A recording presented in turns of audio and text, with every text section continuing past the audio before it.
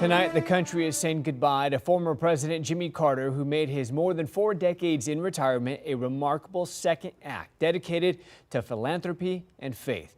As Christian Benavides reports, President Carter, who lived until 100, faced several health challenges in his later years, but pressed on with a joyful spirit.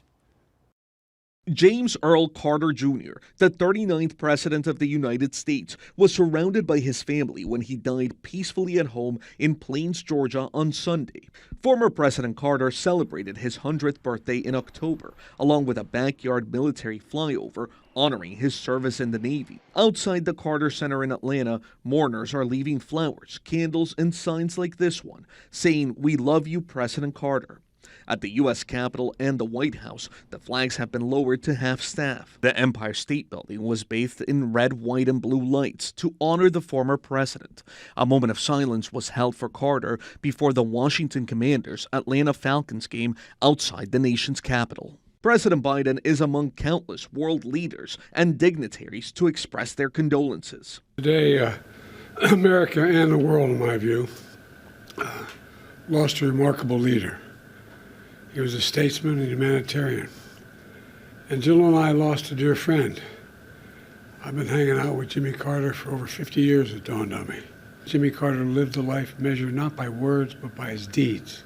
In 2023, Carter said goodbye to his beloved wife of 77 years. Rosalynn, the former peanut farmer turned governor of Georgia, was elected president in 1976 in a race against President Gerald R. Ford. I, Jimmy Carter, do solemnly swear.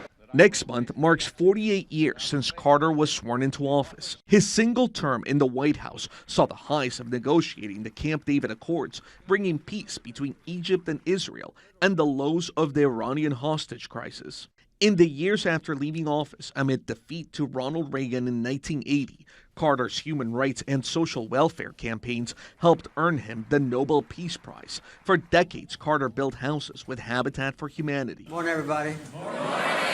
And drew national crowds to his Sunday school classes.